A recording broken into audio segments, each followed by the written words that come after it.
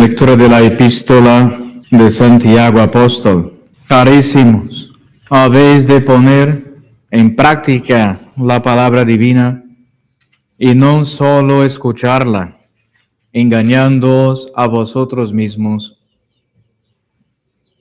Porque ¿quién se contenta con oír la palabra y no la practicar? Este tal será parecido a un hombre que contempla en un espejo su rostro nativo y que no hace más que mirarse y se va, y luego se olvida de cómo era. Mas quien contemplare la ley perfecta del Evangelio, que es la de la libertad, y perseverar en ella, no haciéndose oyente, olvidadizo, sino ejecutor de la obra, este será por su hecho bienaventurado. Que si alguno se precia de ser religioso sin refrenar su lengua, antes bien engañando su corazón, la religión suya es vana, es falsa su piedad. La religión pura y sin mácula delante de Dios es esta: visitar a los huérfanos y a las viudas en las tribulaciones y preservarse de la corrupción del siglo. Y el Evangelio está tomado del libro de San Juan. En aquel tiempo dijo Jesús a sus discípulos: en verdad os digo que cuando pidiereis al Padre en mi nombre, os lo concederá. Hasta ahora nada le habéis pedido en mi nombre. Pedidle y recibiréis, para que vuestro gozo sea completo. Estas cosas os he dicho usando de parábolas. Va llegando el tiempo en que ya no os hablaré con parábolas, sino que abiertamente os anunciaré las cosas de mi Padre.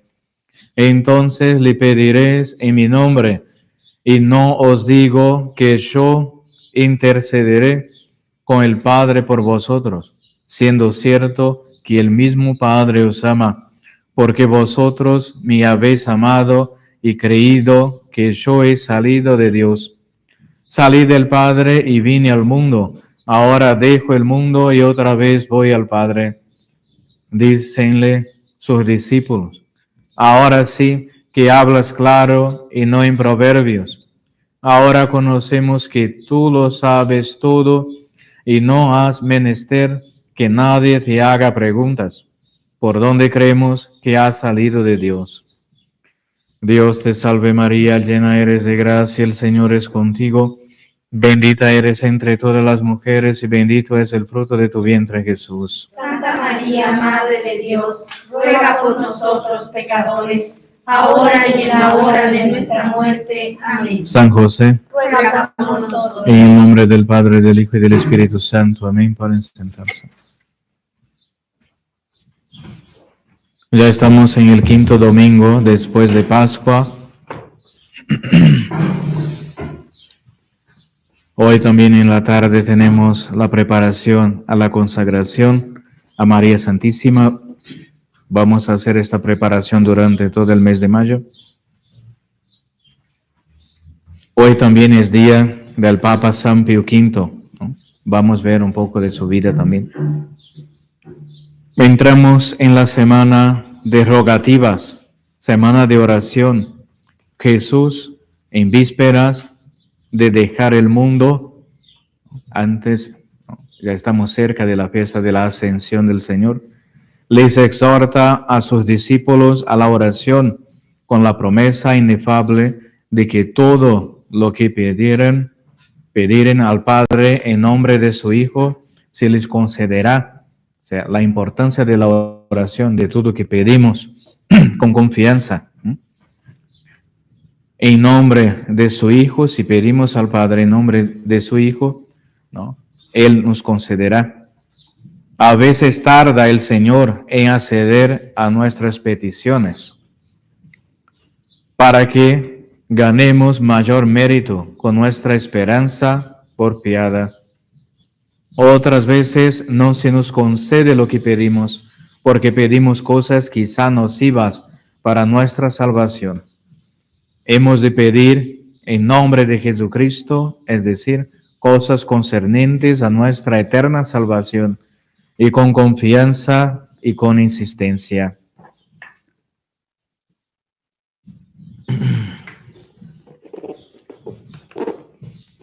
El Papa San Pío V era muy devoto también de la Santísima Virgen, ¿no? Miguel Ghislieri nació en 1504 en Bosco, en la diócesis de Tortona, y tomó el hábito de Santo Domingo, era dominico. A los 14 años, en el convento de Boguera.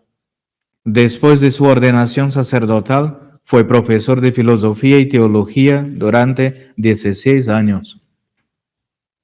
Además, ejerció los cargos de maestro de novicios y superior de varios conventos. En 1556 fue elegido obispo de Nep y Sutr, y al año siguiente fue nombrado inquisidor general y cardenal.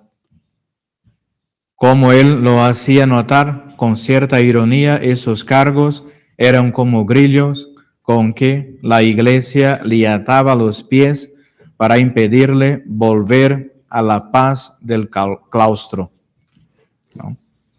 Entonces, trabajaba muchísimo. Y claro, le gustaría volver a la vida religiosa, ¿no? Regresar a un convento, pero como obispo cardenal e inquisidor, ¿no?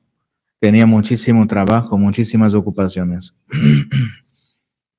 El Papa Pío IV le trasladó a la sede piamontesa de Mondovì, que estaba prácticamente en ruinas a causa de las guerras. El nuevo prelado consiguió en poco tiempo restablecer la calma y la prosperidad, pero pronto fue llamado a Roma a ejercer otros cargos, aunque las opiniones del cardenal Ghislieri no siempre coincidían con las del Papa Pío IV. Jamás dejó de manifestarlas abiertamente. Pío IV murió en diciembre de 1565 y el cardenal Ghislieri fue elegido para sucederle. Gracias sobre todo a los esfuerzos de San Carlos Borromeo, quien veía en él al reformador que la Iglesia necesitaba.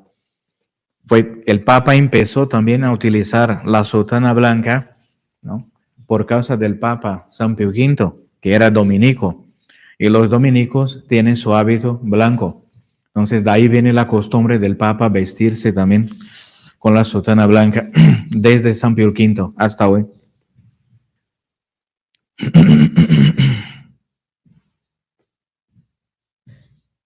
Miguel Ghislieri tomó el nombre de Pío V. Desde el primer momento de su pontificado, puso de manifiesto que estaba decidido a aplicar no solo la letra, sino también el espíritu del Concilio de Trento. Con motivo de la coronación de un nuevo papa, solían distribuirse regalos a la multitud. Pío V ordenó que se diesen dichos regalos a los pobres de los hospitales y que se repartiese entre los conventos más necesitados de la ciudad el dinero que estaba destinado a cubrir los gastos de un banquete que solía ofrecerse a los cardenales, embajadores y otras altas personalidades. Uno de los primeros decretos del nuevo pontífice fue para que los obispos residiesen en sus diócesis y los párrocos en sus parroquias, so pena de severos castigos. San Pío V se ocupó con el mismo celo de purificar la curia que de acabar con los bandoleros en los estados pontificios. de promulgar leyes contra la prostitución que de prohibir las corridas de toros. Era muy severo, muy rigorista. En una época de escasez, importó de Francia y Sicilia grandes cantidades de grano y mandó distribuir gratuitamente la mayor parte y vender el resto a un precio inferior al del costo. Resuelto a acabar con el nepotismo, mantuvo a sus parientes a distancia, aunque continuando la tradición, tuvo que elevar a uno de sus sobrinos al cardenalato. Le concedió poderes muy reducidos. El nuevo breviario fue publicado en 1568. En él se omitían las fiestas y extravagantes leyendas de algunos santos y se daba las lecciones de las Sagradas Escrituras su verdadero lugar. El nuevo misal que apareció 2 años más tarde restableció muchas costumbres antiguas y adoptó la vida litúrgica a las necesidades de la época. La nueva liturgia fue obligatoria en toda la Iglesia de Occidente, excepto en los casos en que existían costumbres locales que databan de más de 200 años, como por ejemplo en la orden de los predicadores de los dominicos, a la que pertenecía el Papa. Esta reforma del breviario y del misal son exactamente los libros litúrgicos que utilizamos hasta hoy, ¿no? Y que cambió el modernismo, ¿no? El único cambio que hubo grave fue con Pablo VI, ¿no? Ya después del concilio, pero desde 1500 hasta los años 60 se seguía este misal de Pío V, ¿no? Como seguimos hasta hoy. A San Pío V debió la Iglesia la mejor edición que se había hecho hasta entonces de las obras de Santo Tomás de Aquino, quien fue titulado doctor de la Iglesia por el mismo Papa. Las penas que decretó San Pío V contra las violaciones del orden moral eran tan severas que sus enemigos le acusaron de que quería convertir a Roma en un monasterio.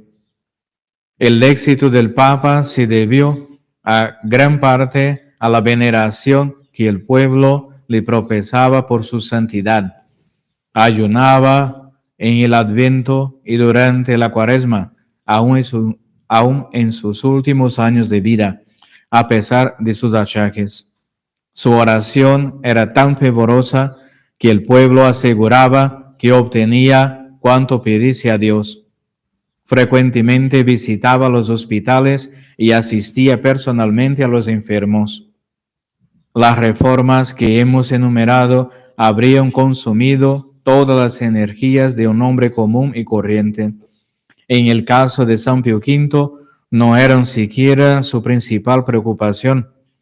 Los dos grandes problemas de su pontificado fueron la divulgación del protestantismo y las invasiones de los turcos, ¿no? De los musulmanes. Contra ambas amenazas trabajó incansablemente. Dio nuevo impulso a la Santa Inquisición, de suerte que el sabio Bayo, cuyos escritos fueron condenados, solo pudo salvar la vida al retractarse. Pero no todos los éxitos del Papa contra el protestantismo se debieron a métodos tan drásticos, ya que, por ejemplo, San Pío V convirtió a un inglés simplemente con la santidad y dignidad que transhumanaba de él. Durante su pontificado se terminó el catecismo que el Concilio de Trento había mandado redactar, y el Santo Pontífice mandó traducirlo inmediatamente a varias lenguas. Igualmente impuso a los párrocos la obligación de impartir instrucción religiosa a los niños y jóvenes. Aunque San Pío V era más bien conservador, se adelantó a la mayoría de sus contemporáneos en la importancia que atribuía a la instrucción en el caso del bautismo de los adultos. Los términos que empleó el pontífice en la reedicción de la bula In Cena Domini dejaban ver claramente que, en cuanto papa, defendía cierta soberanía sobre los príncipes. Durante muchos años acarició la esperanza de ganar a la fe a Isabel de Inglaterra, pero en 1570 publicó contra ella una bula de excomunión, Regnas in Excelsis, por la que dispensaba a sus súbditos de la obligación de prestarle obediencia y les prohibía reconocerla como soberana. Fue este un error de juicio, ciertamente, pero se explica por el desconocimiento de las circunstancias reales de Inglaterra y de los sentimientos del pueblo. Esta medida no hizo más que aumentar las dificultades de los católicos ingleses y da cierta apariencia de verdad a la acusación de traición que se les hacía tan frecuentemente. Por otra parte, agudizó las controversias sobre los juramentos y pruebas de fidelidad que tanto molestaron y debilitaron a los católicos, desde el juramento de obediencia en 1606 hasta la emancipación en 1829. Aún actualmente no ha desaparecido del todo la sospecha que la bula despertó acerca de la lealtad cívica de los católicos. Algunos mártires ingleses murieron protestando de su lealtad a la reina, y cuando la Armada Invencible, apoyada por Pío V, quien esperaba que el dominio español en Inglaterra contribuyese a aplicar sus sanciones, zarpó en 1588, los católicos ingleses no se mostraron menos prontos a combatirla que el resto de sus compatriotas. Europa había cambiado mucho. La época de las luchas entre Gregorio VII y Enrique IV, Alejandro III y Barbaroja, Inocencio III y Juan de Inglaterra, la época de la Una Santa, la bula de Bonifacio VIII, habían pasado a la historia. Se acercaba el momento en que otro sumo pontífice, Pío IX, iba a declarar: actualmente ya nadie piensa en el derecho de deponer a los príncipes, que la Santa Sede ejerció antiguamente, y el sumo pontífice menos que nadie. Pío V olvidó su fracaso ante los ingleses al año siguiente, cuando don Juan de Austria y Marco Antonio Colonna, apoyados política y económicamente por la Santa Sede, acabaron con el poder de los turcos en el Mediterráneo. Al mando de un ejército de 20.000 soldados, zarparon de Corfú y encontraron a la flota turca en el Golfo de Lepanto. Ahí derrotaron a los turcos en una de las más famosas batallas navales, ¿no? La batalla de Lepanto. El Papa había orado por la flota cristiana frecuentemente con los brazos en cruz, desde que ésta zarpó. Además, había decretado oraciones públicas y ayunos privados. Precisamente a la hora de la batalla se llevaba a cabo en la iglesia de la Minerva una procesión del Santo Rosario para pedir por la victoria de los cristianos. El Papa se hallaba tratando algunos negocios con varios cardenales. Súbitamente interrumpió la conversación, abrió la ventana y permaneció unos minutos con los ojos clavados en el cielo. Después cerró la ventana y dijo a los cardenales: no es el momento de hablar de negocios. Demos gracias a Dios por la victoria que ha concedido a los ejércitos cristianos. Para conmemorar dicha victoria, incluyó más tarde en las letanías de la Virgen la invocación Auxilio de los cristianos. Instituyó una fiesta en honor del Santo Rosario. El día de la gran victoria fue el 7 de octubre de 1571, que es exactamente en la fiesta del Santo Rosario.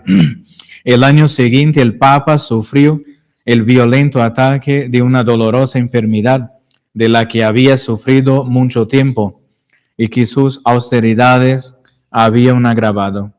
Dicha enfermedad le llevó a la tumba el 1 de mayo de 1572, a los 68 años de edad. San Pío V, el último de los papas que alcanzó el honor de los altares hasta el adviento de San Pío X, fue canonizado en 1712. El santo pontífice practicó durante toda su vida la austeridad monacal de su juventud. Su bondad y fervor eran proverbiales. No se contentaba con ayudar económicamente a los pobres y a los enfermos, sino que los asistía personalmente. Cierto que en el carácter de San Pío V había también un aspecto de rudeza que muchos historiadores se han encargado de subrayar, pero durante su pontificado, en el que no le faltó el apoyo y el ejemplo de hombres de la talla de un San Felipe Neri, Roma empezó a percibir los resultados del Concilio de Trento y volvió a merecer el título de ciudad apostólica y primera sede del mundo. Entonces, ni todos los papas son santos, son canonizados, ¿no? La gran mayoría sí, pero desde San Pío V, ¿no? Desde el siglo XVI hasta el siglo XX, ¿no? Con San Pío X fueron los únicos canonizados, ¿no? Se pasó prácticamente 500 años, ¿no? Para así canonizar 2 papas, ¿no? Y ahora con el modernismo ahí, todos son santos, ¿no? Ya canonizaron al masón, a este comunista Juan XXIII, ¿no? A este inmoral Pablo VI, todos, Juan Pablo II, todos son canonizados, ¿no? Entonces, ¿no? Vemos que algo mal está ahí, ¿no? Si los antiguos sufrieron muchísimo, ¿no? Y ni todos fueron canonizados como santos, imagínense estos modernistas herejes, ¿no? Recemos, pidamos a Dios grandes santos, ¿no? Grandes santos, para que estén a frente de la iglesia, ¿no? Para que peleen por defender a la iglesia católica, para que defiendan a Jesucristo, ¿no? Los papas, ¿no? El Papa San Pío V no fue a la guerra, pero envió cristianos a la guerra para pelear contra los turcos, ¿no? Contra los musulmanes. Otros papas fueron personalmente a la guerra, lucharon, ¿no? Y eran fuertes en contra de la herejía, ¿no? El Papa San Pío V envió varios soldados, ¿no? Para combatir los herejes protestantes y decía hay que matar a todos estos herejes, ¿no? No hay que escapar uno solo, porque si uno sobrevive, va a otra ciudad y empieza a difundir ahí sus herejías y vamos a tener otros problemas. Y decía, si no se convierten, ¿no? A la hoguera o a la espada, ¿no? Eran hombres fuertes que veían que estos herejes asesinaban las almas, ¿no? Con sus herejías. Entonces, algo terrible, ¿no? Y hoy vemos que los modernos no son tan tibios, ¿no? Y que les falta esta fuerza, que es sobrenatural. En cuanto uno quiere servir al mundo y las cosas del mundo, no va a recibir estas gracias sobrenaturales, no va a recibir, ¿no? Y que Dios, ¿no? Si es de la voluntad de Dios, que haga una restauración de la iglesia, ¿no? Que quite ahí, que corra, ¿no? Expulse estos que están ahí, ¿no? Estos herejes, estos efeminados que están ahí, ¿no? Ocupando Roma, los templos católicos, ¿no? O que los convierta o que ¿no? Los envíe al infierno, no sé, pero que haga una restauración de su iglesia y una restauración del papado, ¿no? Que nos envíe papas santos y no estos ahí herejes, ¿no? Y morales que están falsos, ¿no? Y ni siquiera tienen el honor de llevar el título ¿no? De vicario de Cristo, porque no hace las veces de Cristo, ¿no? Ya desde el Concilio Vaticano II tenemos que soportar, ¿no? Estos usurpadores en la cátedra de Pedro, ¿no? Necesitamos de papas santos como San Pío V, como San Pío X, que combatieron, lucharon, ¿no? Muy fuertemente, ¿no? En contra de los errores de su tiempo. Ave María Purísima, sin pecado concebida. en el nombre del Padre, del Hijo y del Espíritu Santo.